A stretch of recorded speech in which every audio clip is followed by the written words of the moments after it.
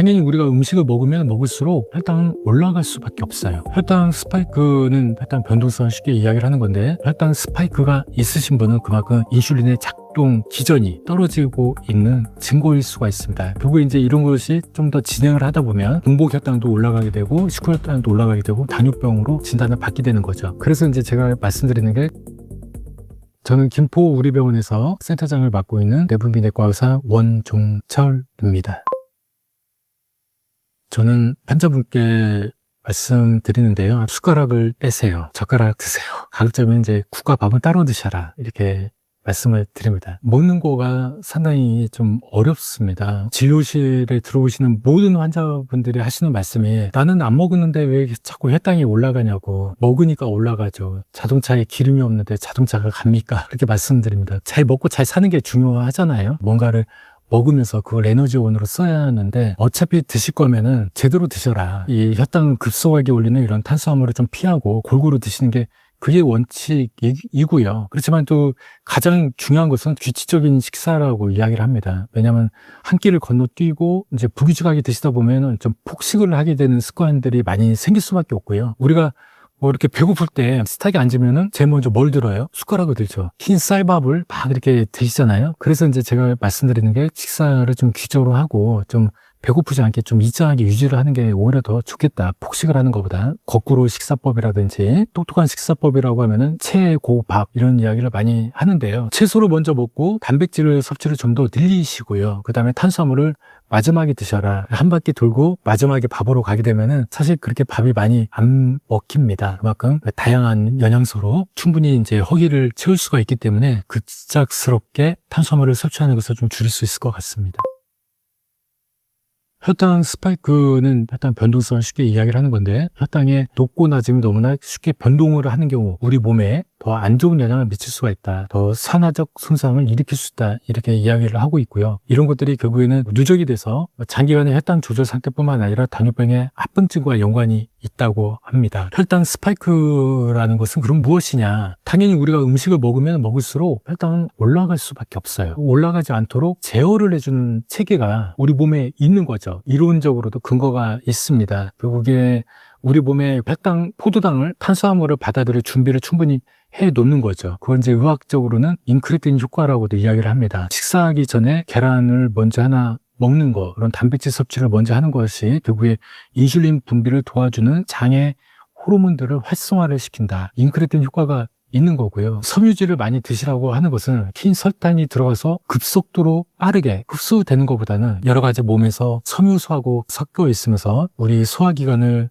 천천히 따라 내려가면서 흡수될 수 있도록 도와주는 그런 효과가 있습니다. 이론적으로는 뭐 밥을 한 공기 먹으면 혈당이 그만큼 비례해서 올라가야지만은 우리 몸에서는 그렇게 올라가지 않도록 하는 그런 시스템, 우리 몸의 방어 기제가 작동을 한다는 거죠. 주요한 것이 결국에 인슐린입니다. 올라가는 혈당을 그렇게 잡아주지 못하니까 그 혈당 스파이크처럼 그렇게 올라가는 거예요. 결국에 이제 이 말은 뭐냐면은 식후 혈당 변동이 높으시거나 혈당의 변동성, 혈당 스파이크가 있으신 분은 그만큼 몸에서 인슐린의 작동 기전이 떨어지고 있는 그 증거일 수가 있습니다. 결국 이제 이런 것이 좀 더 진행을 하다 보면 공복 혈당도 올라가게 되고 식후 혈당도 올라가게 되고 결국 이제 당뇨병으로 진단을 받게 되는 거죠. 혈당 스파이크라고 하는 것은 그런 의미가 있습니다. 결국에 혈당을 정상적으로 잡아주는 메커니즘이 점점 그 힘을 잃어가고 있다는 것을 보내는 우리 몸의 신호라고 할 수가 있습니다.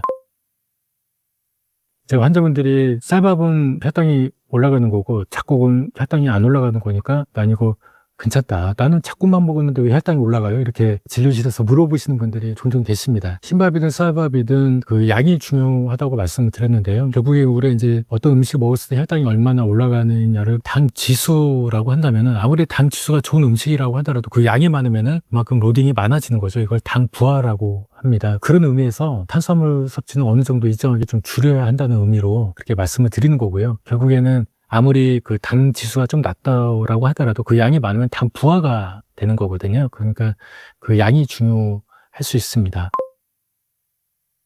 탄수화물과 혈당이 좀 조절이 안 되신다든지 그런 위험이 있으신 분들은 좀 조심을 하셔야 한다는 얘기입니다. 이제 우리 몸의 피 속에 들어있는 설탕을 한번 예를 들어 보면은 100mg/dl라고 이제 평균 혈당이라고 한다고 하면은 피가 우리 몸에 체내에서 한 4에서 5리터 정도 되거든요. 그 페트병으로 한 서너 개가 되는 거죠. 그 농도를 계산을 하면 이제 4g 정도의 각설탕 하나가 들어있는 거예요. 우리 몸속에. 각설탕 하나 갖고 지금 우리가 뭐 이렇게 움직이기도 하고요. 운동도 하고요. 수영도 하고 열심히 생활하고 있습니다. 탄산음료에 들어있는 당이 얼마 들어있는지를 보면은 이 각설탕 4-5개 이상이 들어있는 거거든요. 우리가 감당할 수 있는 그런 포도당보다 그거에 서너 배 이상 되는 포도당이 갑자기 우리 몸으로 들어오게 되면 아무래도 우리 몸에 부하가 생기는 거죠. 포도당하고 혈당하고 인슐린의 농도 차이의 비율은 포도당 농도에 인슐린 농도는 10의 10승분의 1밖에 안 되는 거예요. 굉장히 미세한 농도로 존재를 하면서 많은 혈당을 조절을 하는 게 우리 몸에 정말 신비로운 현상인데 아주 미세한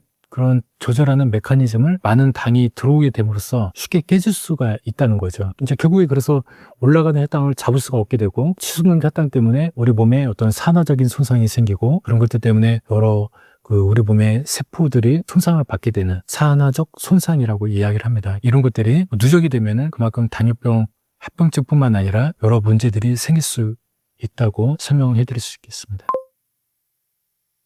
당 떨어진다. 이제 우리 쉽게 느끼는 거죠. 뭐 저도 다 경험했던 건데요. 일반적으로 아침에 딱 출근하시면은 지금은 좀 어떨지 모르지만 아침에 그 자판기에서 미스커피나 딱 드시고 이제 일 보다가 10시 정도 되면은 당 떨어진다. 또 내려가서 이제 미스커피 하나 드시는 거죠. 이런 현상들이 왜 생길까? 그래서 이걸 반응성 저혈당이라고 이야기를 합니다. 갑자기 혈당이 확 높아지게 되면 그런 당분 섭취가 갑자기 많아지게 되면 혈당이 급속도로 올라가게 되지만 인슐린이 또 급속하게 분비가 되는 거예요. 이 올라간 혈당을 따라잡아야 하니까 그러다가 이제 혈당이 쑥 떨어지죠. 실제적으로 저혈당은 아니지만은 몸으로 생기는 상대적으로 저혈당처럼 그렇게 느끼게 되는 겁니다. 혈당이 올라가면 우리가 그 단 걸 많이 먹으면 어떻게 돼요? 무슨 초콜릿도 있고 그런 것들이 많이 나옵니다. 달달한 거 먹으면 어떻게 돼요? 행복하죠. 단 거 먹으면 행복하잖아요. 단계에 들어가면 우리 몸에 막 세로토닌, 막 도파민이 막 넘쳐나는 거예요. 그러다가 이 혈당이 갑자기 떨어지면 우리를 굉장히 기분 좋게 했던 그런 뭐 도파민, 세로토닌이 확 떨어지는 게 되는 거죠. 여러 가지 현상들이 나타나고 짜증이 나기도 하고 굉장히 막 공복감을 느끼게 되기도 하고 일의 효율도 떨어진다고 하고 피곤하기도 하고 그래서 이제 다시 또 당을 보충하러 달달한 것도 찾게 되는 거죠. 그 연소혈당 측정을 이제 달아보면은, 이제 환자분들이 적어 오시는 분도 있고요. 저도 이제 많이 경험을 해보면은, 사실은 또 의외로 김밥이 좀 많이 올라갑니다. 김밥 하면은 여러 가지 채소도 있고, 막 그래서 괜찮을 것 같은데, 또 이제 따져보면은 김밥에 들어있는 밥량도 상당히 많잖아요. 어떤 분은 또 이제 고구마를 먹으니까 많이 올라간다는 분도 있고, 어떤 분은 또 토마토를 먹으니까 많이 올라간다. 음식마다 혈당이 올라가는 것은 이제 다양하게 나타날 수가 있는데 사람마다 음식에 대한 반응이 다르기 때문에 어떤 음식이 특별히 좋다 안 좋다 얘기해서 가릴 필요는 없습니다. 자기에 맞는 그런 음식을 찾는 게 중요하고 이제 그런 측면에서 혈당 반응을 보고 음식을 찾는 게 제일 중요하다 얘기를 드리는데요. 일반적으로 보면은 그래도 역시 혈당을 많이 올리는 것은 탄수화물이 많이 들어있는 거죠. 밀가루 음식이라든지 같은 이제 면을 먹더라도 그 면을 만드는 과정에서 얼마만큼 그런 당분이 들어가느냐 이런 것들이 또 중요하고요. 이제 음식에 어떤 맛을 내기 위해서 넣는 이런 달달한 것들 같은 음식이라도 음식점에 따라서 또 반응이 다를 수도 있는 겁니다. 하지만 이제 일반적으로 말씀드리면은 김밥이라든지 아무래도 탄수화물이 좀 많이 들어있는 음식들이 혈당을 올릴 수밖에 없고요. 이것은 모든 환자분들한테 이제 공통적으로 느끼는 거. 연소혈당 측정을 달고 진료를 나중에 보러 오실 때 어떤 음식이 많이 올리던가요? 그러면 결국에는 이제 우리가 일반적으로 알고 있는 그런 면이라든지 그런 탄수화물이 들어있는 음식들이 다 올릴 수밖에 없는 것 같습니다.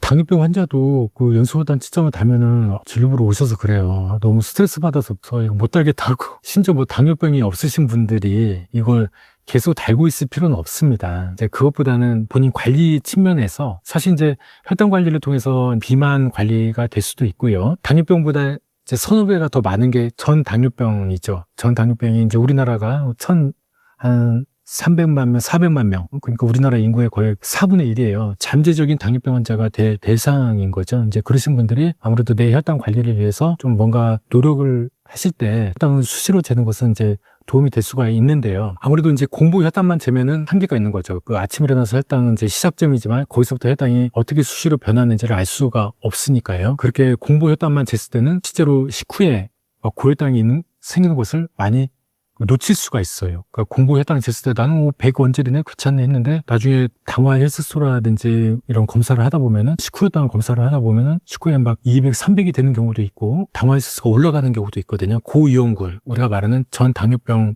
환자에서는 연소혈당 측정, 혈당 수시로 재보는 게 이제 도움이 될 수가 있습니다. 혈당 측정기를 맨날 달고 다닐 수는 없는 거고요. 스스로 관리를 위해 필요하신 경우에는 큰 도움이 될 수가 있고 또 그것을 365일 계속 달고 있으라는 게 아니라 내가 어떻게 반응하는지를 직접 눈으로 확인을 해보시면 그게 도움이 되는 거죠. 우리가 이제 운전을 할 때도 제일 처음에 이제 초보 운전을 하고 제일 처음에 새로운 길을 간다 아니면 새로운 차를 샀다 뭔가 있을 때는 그 속도계를 열심히 보잖아요. 그렇게 이제 자꾸 보시다 보면 나중에는 이제 운전하실 때도 어느 정도 막 속도계만 보지 않아도 내가 어느 정도 감을 잡아서 자연스럽게 거리의 흐름하고 맞춰서 운전을 하실 수 있는 것처럼 그런 측면으로 이해를 하시는 게 좋을 것 같습니다.